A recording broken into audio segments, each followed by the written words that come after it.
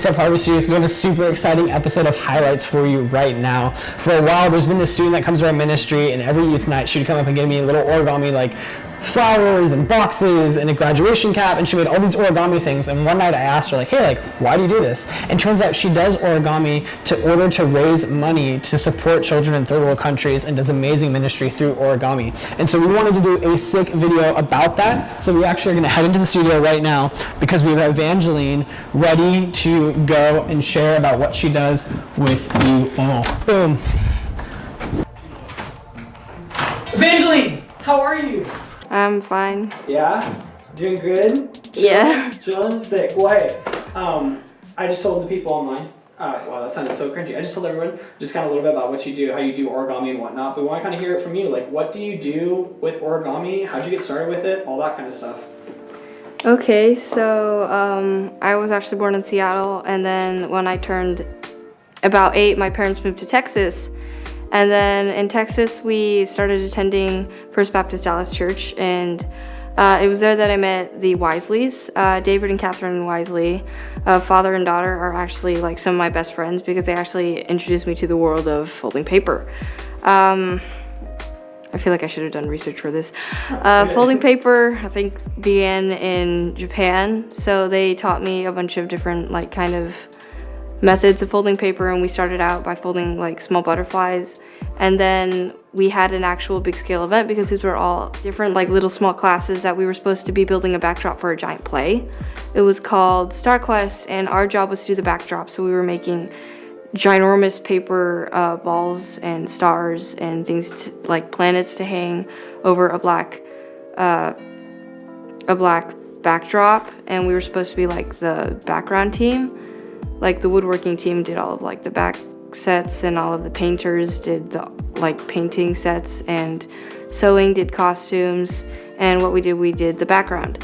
After that, I started just like folding with them regularly. We did this thing called Paper for Water, which they're still a part of, but I haven't done anything with that for a while. We fold cool paper things and then sell them so that people can build wells in Africa and areas and like that, so Paper for Water. Another thing that I did was we folded a couple hundred butterflies to hang over the ice rink in the Galleria. And then I moved here to California, and after that I kind of like flatlined my origami for a while. I didn't fold anything for a short period of time because I didn't know what else to fold. And then my mom bought me more origami paper, and I started folding random things like the 30-piece stars and 30-piece balls. I didn't know what to do with them, so I started giving them to the pastors and my friends, which is why a bunch of the pastors here have weird origami things in their offices. And then after that, a friend of mine gave me an origami book, and I was like, yes, I'm no longer bored. And I started like unlocking different, like in Minecraft when you unlock different crafting recipes, I unlocked a bunch of different origami things. And then a couple friends of mine challenged me to do different kinds of things. A friend of mine challenged me to do a crane and a graduation hat, which I both learned how to do. And now I run a small business called Crafting for Christ. We sell origami so that we can raise money for different things.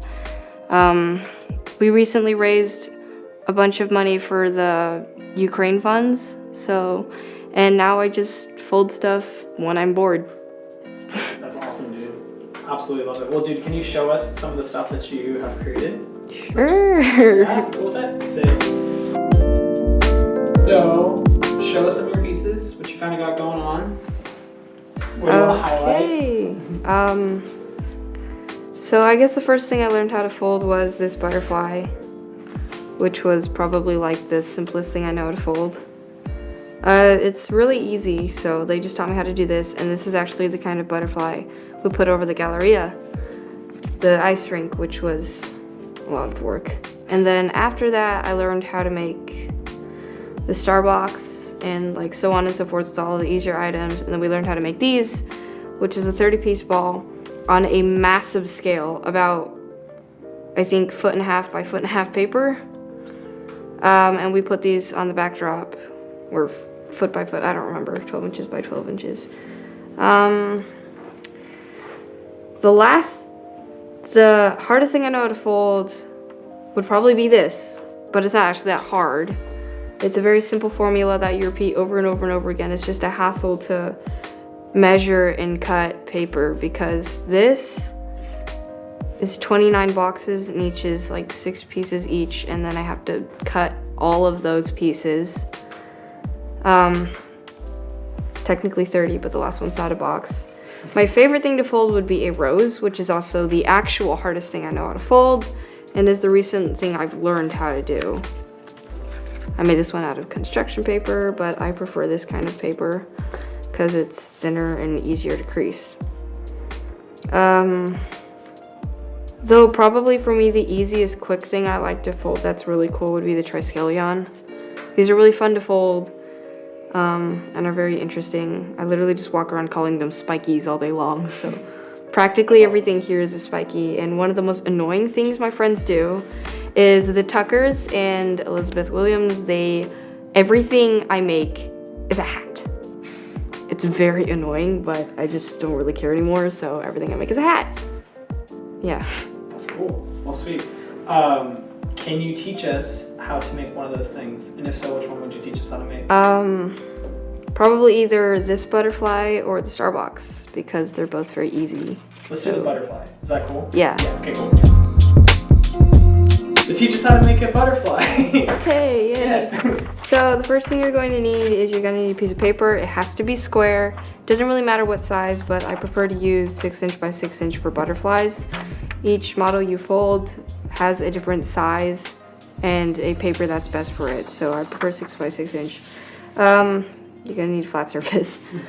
So what you need to start is fold it in half. You need, the one thing about origami is that everything has to match up unless it says not to. And I'm saying match it up. So match all the corners and edges and then crease it. Open it up and do it in the opposite direction.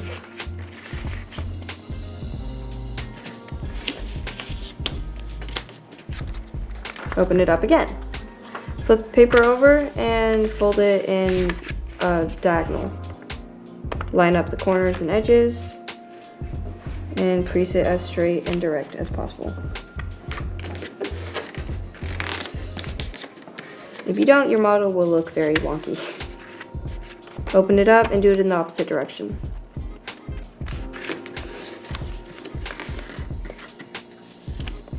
Open it up again. Now, as you can see, our model has a very weird sort of creases to it. And these creases, I don't know what they're exactly called, but I just kind of call them my base creases. For a lot of models, you have to use this. And it's either this way or this way. We want it this way. So after this, you have it looking like this. You grab the two edges like this. You push inwards, so it looks like this, and then squash flat. Then we end up with something that looks very triangular. You now have 4 weird looking flaps and you have to squash it. So there's 2 on this side and 2 on this side. Okay, fold this point, only one of them, up to the top point.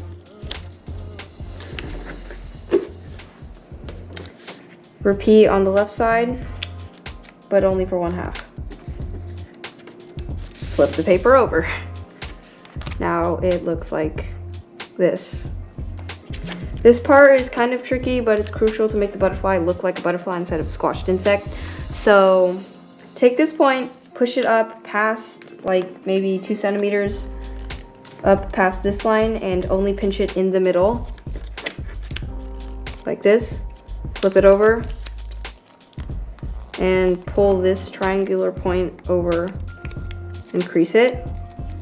Now make sure that you never squash this crease completely as you fold this part in half.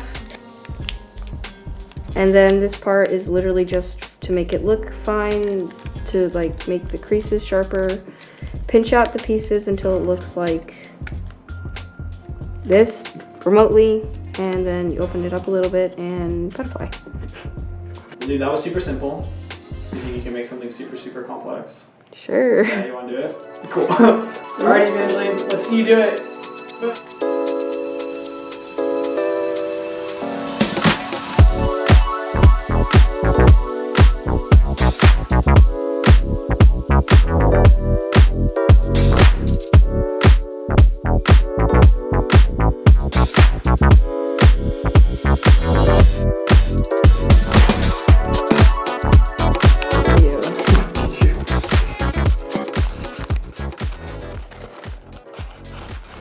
Done.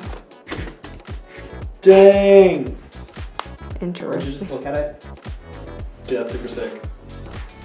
Thanks guys for watching me fold paper. If you ever want to try anything like this or any kinds of crafts, you can just there's a lot of videos on YouTube, there are a lot of books online. Origami paper is really cheap. You can find it Amazon, Etsy, anywhere. I would recommend starting out with 6x6 inch paper, and then if you want to fold something like this, 3x3 inch paper. If you want to buy any of these, come find me at a youth night. I only attend Riverside. I'm sorry. Cool. Well, thank you so much, Evangeline. We absolutely loved hanging out with you. So, good stuff. Yay. Yay!